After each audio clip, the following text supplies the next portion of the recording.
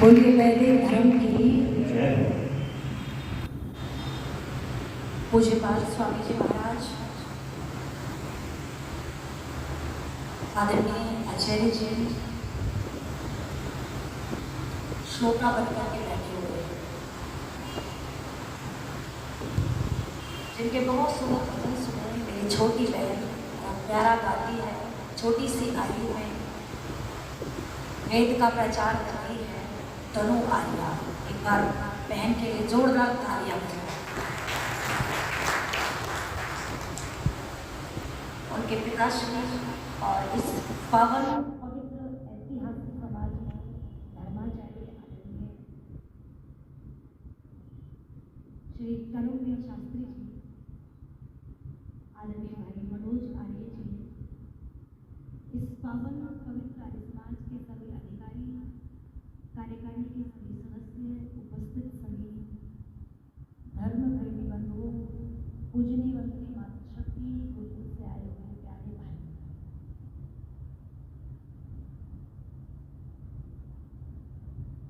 गायत्री मंत्र में परम पिता परमात्मा को दुख हरता कहा आया है ना। परमात्मा के बहुत विशेषण हैं।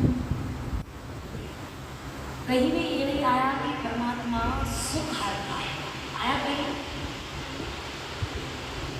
परमात्मा दुख हरता है, सुख स्वरूप है। प्राय हम जीवन में सभी सुखी होना चाहते हैं। व्यक्ति प्रभावित हो अधिकतर सुख से होता है या दुख से होता है? सुख से होता है। अगर दुख से प्रभावित हो जाए तो दुखों को मिटाने का प्रयत्न करेगा। सुख से प्रभावित होता है इसलिए सुख भोगने का प्रयत्न करता है, सुख लाने का प्रयत्न करता है। दुख और सुख, आचार्य जी प्रातःकाल बड़े सुंदर उद्बोधन दे रहे थे। जो अनुकूलता है जीवन में वो सुख, और जो प्रतिकूलता है वो दुख। सास में बहू को गाली देगी, माता जी सुख मिलेगा बहू को या दुख? दुख मिलेगा। जो अनुकूल परिस्थिति है वो सुख, और जो प्रतिकूल परिस्थिति है वो दुख। और ये सुख दुख कहीं ठहरता नहीं, ये उत्पन्न होता है और नष्ट भी हो जाता है। दुख का कारण क्या है? संसार में ऐसा देखने को नहीं मिलेगा कि कोई कार्य बिना कारण के हो। जितने भी कार्य दिखाई देते हैं उन सबका कारण है नहीं मालूम? सबका कारण है। ऐसे ही दुख का भी कारण है। जब हम दर्शनों को पढ़ते हैं, क्योंकि मैं जब स्वामी जी का फोन गया तो कहने लगे कि पम्पलेट में नाम लिखवाना है, क्या लिखवाएं? स्वामी जी ने पूछा क्या कर रहे हो बेटी? 4, 5, 6 साल हो गए आए हुए। तो बाबू जी मैं तो गुरुकुल में ही हूँ, बालिकाओं को पढ़ाती हूँ, और ईश्वर की कृपा समझिए कि मेरा PhD में मुझे 1.5 वर्ष हो गया।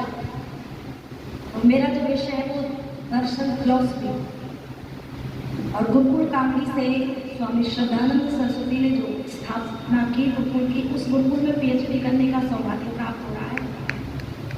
मैं ईश्वर का धन्यवाद देती हूँ। आप सबका इसमें प्रेम तो मिलता रहता है। तो स्वामी जी कहने लगे फिर डॉक्टर लिखेंगे आपके आगे, बाकी अभी हो जाने दो, फिर लगा देना, 1 वर्ष और बाकी है। तो 6 दर्शन हैं, और 6 दर्शनों के नाम आपने सुने होंगे। पहला पतंजलि योग दर्शन, सांख्य दर्शन है, न्याय दर्शन है, वैशेषिक दर्शन है, मीमांसा है, वेदांत दर्शन है। तो इन 6 दर्शनों में और उपनिषद भी है। ऋषियों ने दुखों की अलग अलग परिभाषा की है और दुखों के प्रकार भी अलग अलग बताए हैं। योग दर्शन में ऋषि पतंजलि ने 4 प्रकार के दुख बताए हैं, और जो सांख्य कपिल का दर्शन है, उन्होंने 3 प्रकार के दुख गिनाए हैं। मनु महाराज ने एक प्रकार का दुख गिनाया है और उपनिषदकार ने 5 प्रकार के दुखों की व्याख्या की है। कितने दुखों की? 5 प्रकार के दुख। अपने कर्मों की व्यवस्था से जब जीवात्मा गर्भ में आता है तो उपनिषदकार कहता है कि ये पहला दुख है। कौन सा? गर्भ दुख। दूसरा जन्म दुख, तीसरा व्याधि दुख, चौथा जरा दुख और 5वां मरण दुख, मृत्यु का दुख। जीवात्मा अपनी कर्मों की गति के कारण वो चाहे माँ के गर्भ में आता है, चाहे पशु पक्षियों के ईश्वर की व्यवस्था के अनुसार जब वो गर्भ में जाता है तो गर्भ में उपनिषदकार कहते हैं कि सुख की अनुभूति नहीं है। किसकी अनुभूति है? दुख की अनुभूति है। और देखने को मिलता है कि जब एक माँ के गर्भ में बालक 9 महीने तक जब परमपिता परमात्मा उसका निर्माण उसमें कर रहा होता है, उसके शरीर का जो है विकास हो रहा होता है, तो बालक ना तो नासिका से सीधा जो है ऑक्सीजन लेता और ना अपने मुंह से सीधा खाता था। और उसकी व्यवस्था परमपिता परमात्मा ने की हुई है। जो माँ की नाभि है, उस नाभि को बालक की नाभि से, जैसे ये जो कभी पहनते हैं ना तीर धागे का, ऐसे ही उस तीर धागे का जो नाल है ना, वो माँ से जुड़ा हुआ है। माँ ऑक्सीजन लेती है तो बालक के शरीर में उस नाल के माध्यम से ऑक्सीजन जाता है। जब माँ खाती है तो उस नलिका के माध्यम से ही जो है रस उस बालक के शरीर में पहुंचता है। आपने देखा होगा, प्राय किसान लोग बैठे हुए हैं, जानते हैं जब गाय ब्याती है, जब वो जेर डालती है, तो कोई भी मनुष्य जो है उस गंदगी को, उस मल को अपने हाथ पर रखकर सूंघता नहीं है। कोई उसे अपने हाथों पर रगड़ता भी नहीं है, मलता भी नहीं है। उसे देख करके जो है थोड़ी ही देर में घृणा के भाव पैदा हो जाते हैं।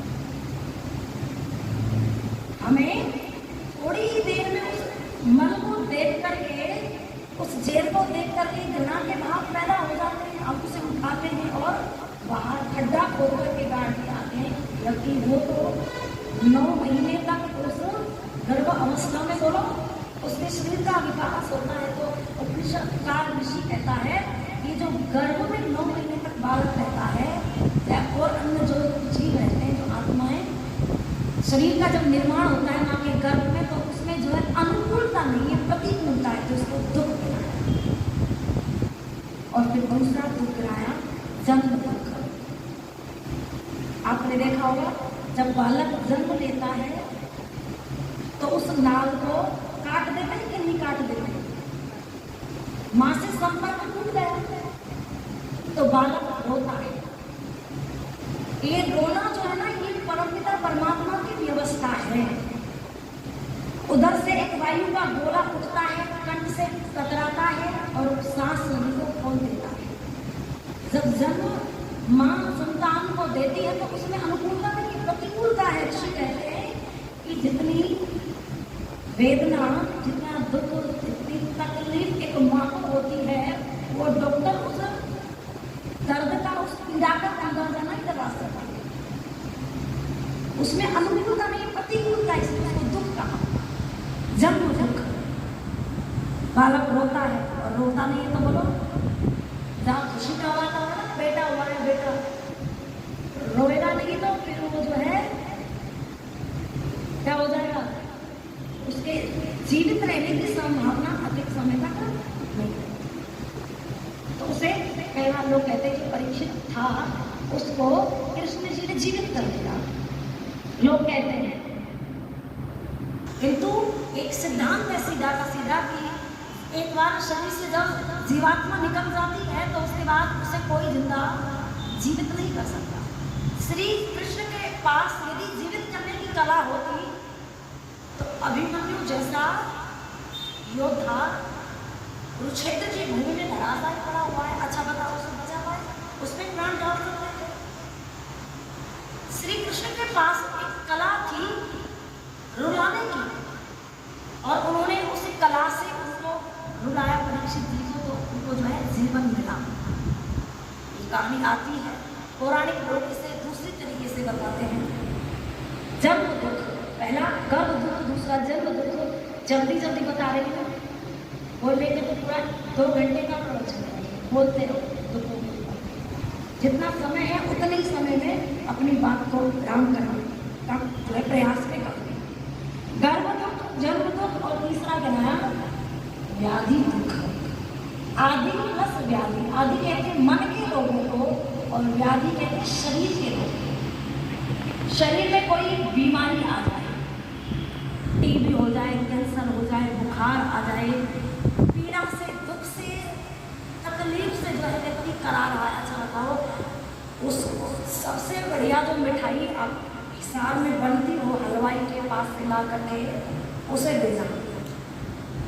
आप देखोगे वो जो रोगी व्यक्ति है ना, वो मिठाई खाना नहीं चाहेगा, वो क्या करना चाहेगा, वो दवाई लेकर के पहले ठीक होना चाहेगा, क्योंकि जो रोग है ना, जो व्याधि है, वो सुख की जो है भाव नहीं लाती, अनुकूलता नहीं आती रोगी व्यक्ति को, प्रतिकूलता।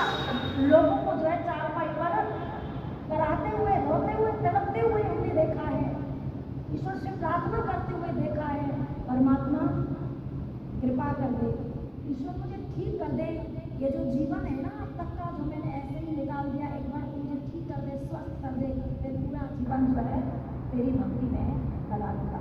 कई बार रोगी व्यक्ति के लिए भाव, कभी आप बीमार हो जाएं, ईश्वर ना करे ऐसा दिन आपको देखना पड़े, किंतु जब रोग आता है शरीर में तो वो अनुकूलता नहीं है, वो प्रतिकूलता है, उसमें दुख की अनुभूति होती है, उसमें सुख की अनुभूति नहीं होती। तो ईश्वर ने उसको क्या कहा, व्याधि दुख। और फिर चौथा जो गिनाया जरा दुख। जरा कहते हैं बुढ़ापे। जब व्यक्ति जवान होता है तो शीशे के सामने खड़ा होकर के आधा घंटा तो ये पाकिस्तान, ये हिंदुस्तान, ये पाकिस्तान, ये हिंदुस्तान, शीशा देखता है कि नहीं? जवान जो व्यक्ति रहता है बड़ा सड़ता संवरता है, 100 किलो का पत्थर लेकर के प्रदर्शन करता है, और जब 70 का हो जाता है तो फिर 20 किलो का पत्थर नहीं उठाया। एक हरियाणा की कवि को पंक्तियां लिखी थी इस जीवन को लेकर कि जब उम्र हुआ 10 का तो खेलने का लग गया चस्का। जब उम्र हुआ 10 का तो खेलने का लग गया चस्का। जब उम्र हुआ 20 तो दुनिया की करता है रीस, होड़ करता है। और जब उम्र हुआ 30 तो चेहरा ऐसे चमका जैसे शीशा। जब उम्र हुआ 40 तो कमा कमा करके बन गया हाली। और जब उम्र हुआ 50 तो रोटियों का पड़ गया रासा।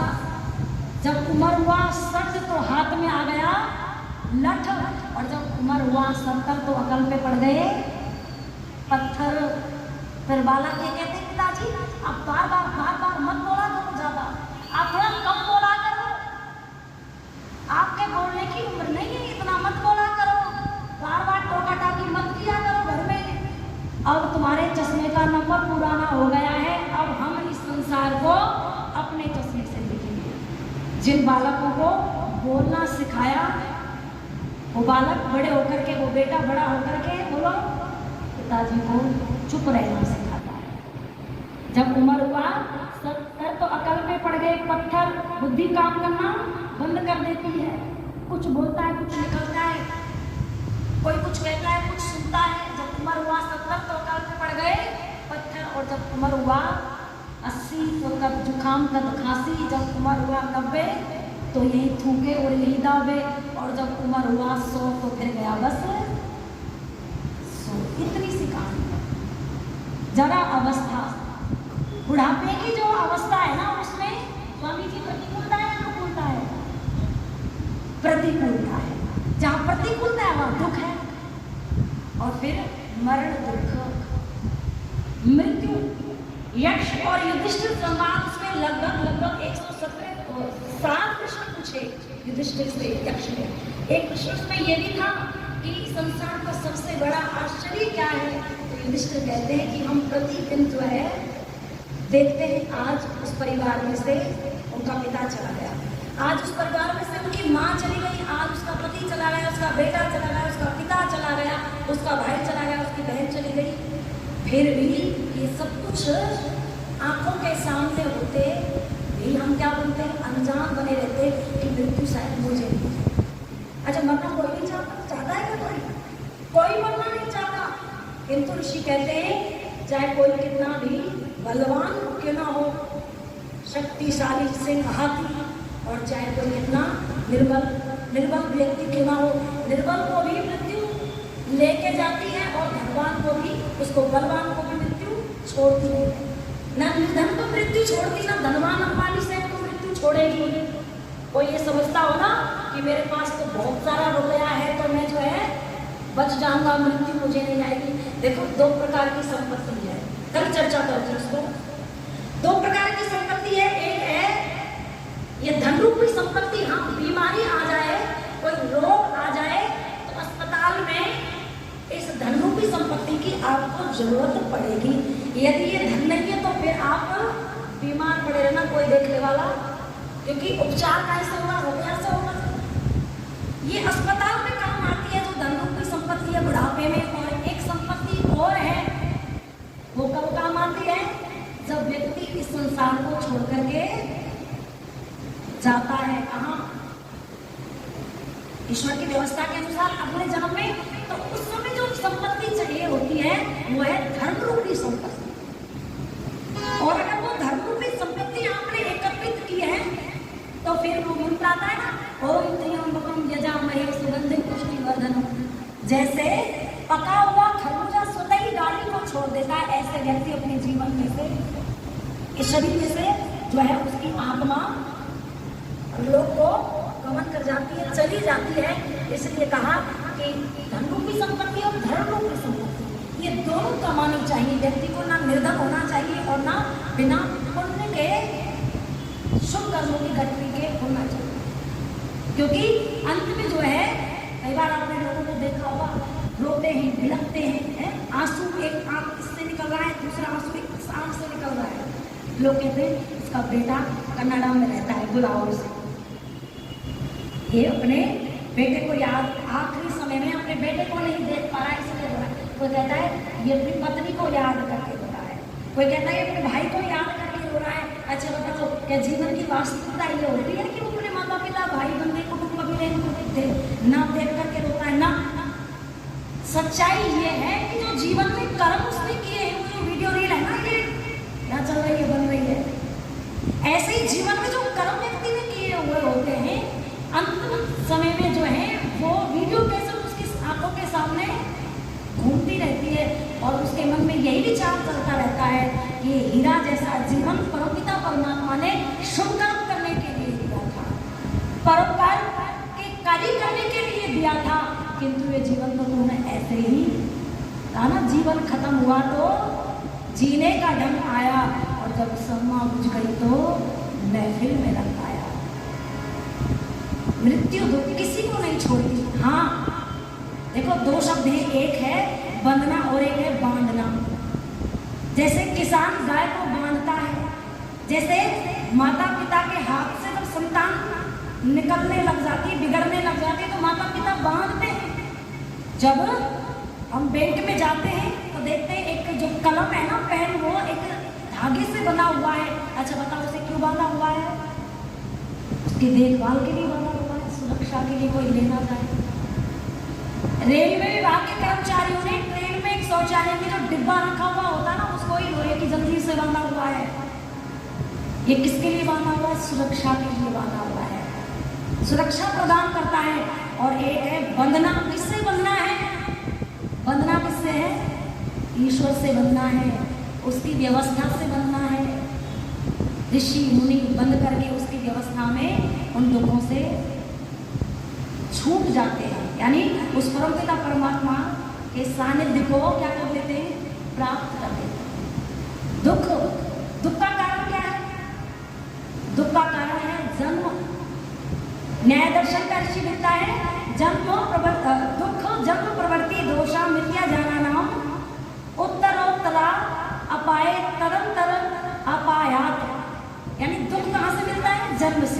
जन्म कहाँ से मिलता है? प्रवृत्ति से। प्रवृत्ति कहाँ से मिलती है?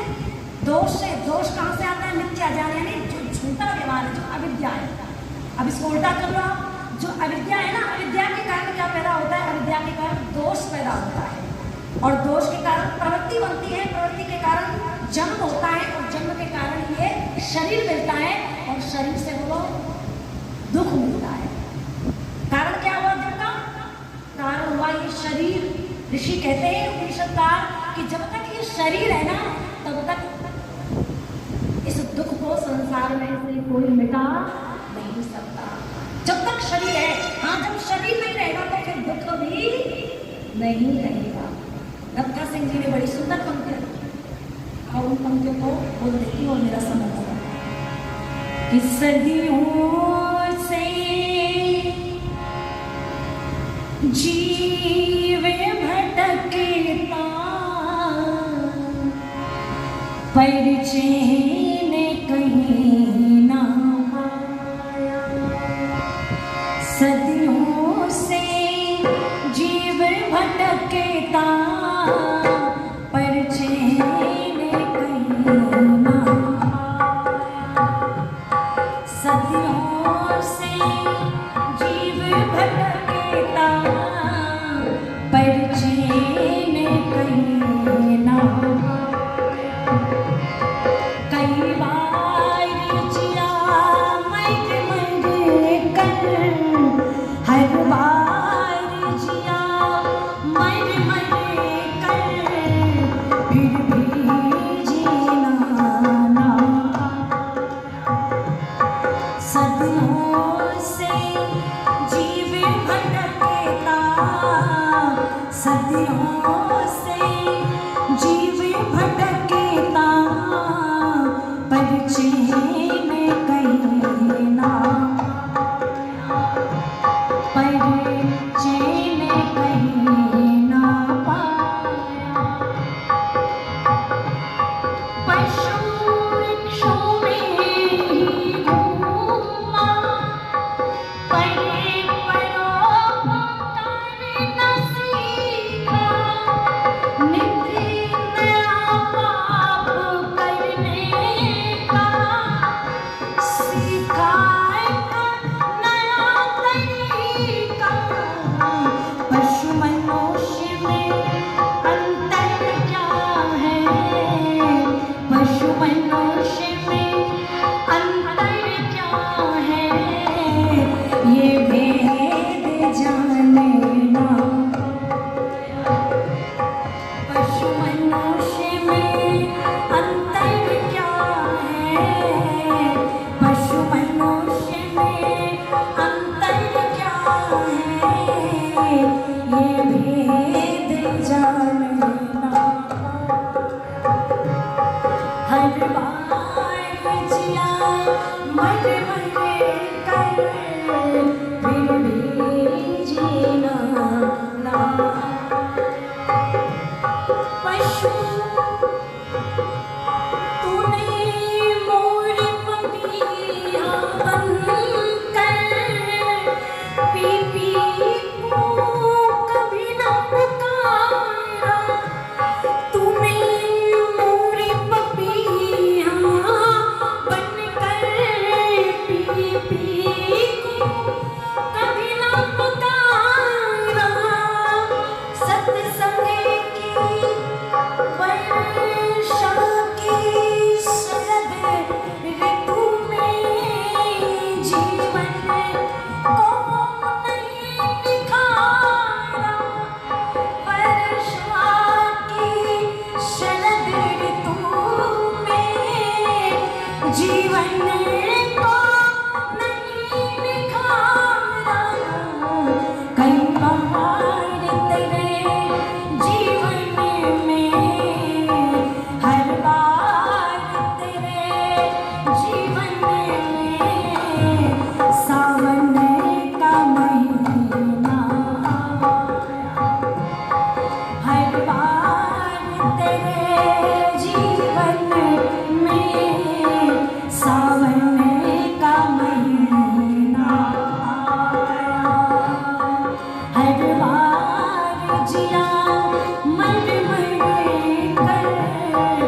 फिर भी जीना ना तय करके ताक में रख दी जीवन की सभी किताबें तय करके ताक में रख दी जीवन की सभी किताबें तूने खून पिया निर्धन का या विषयों भरी शराबें प्रभु नाम के अमृत रस का प्रभु नाम के अमृत रस का एक जाम न पीना प्रभु नाम के अमृत रस का एक जाम न पीना कई बार जिया मैंने मरे कर फिर भी जीना ना तेरे कर्म का लेखा जोखा जब प्रभु ने देखा तेरे कर्म का लेखा जोखा जब प्रभु ने देखा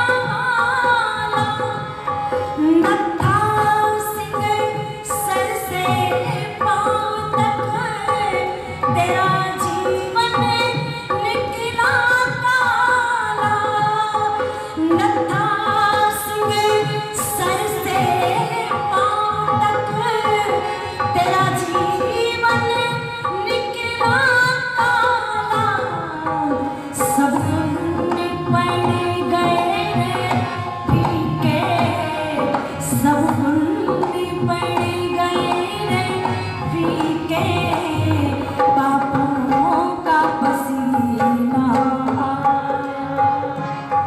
सब पड़ गए फीके पापों का पसीना कई बार जिया मैंने मरे कर फिर भी जीना ना फिर भी जीना ना फिर भी जीना ना फिर भी जीना ना फिर भी जीना ना बोलिए वैदिक धर्म की आगे की चर्चा कल करेंगे। ओम शांति। धन्यवाद। आचार्य जी ने कर्म व्यवस्था पर और दुखों के कितने प्रकार हैं आपको शास्त्रों के माध्यम से बताया। बहुत बहुत धन्यवाद।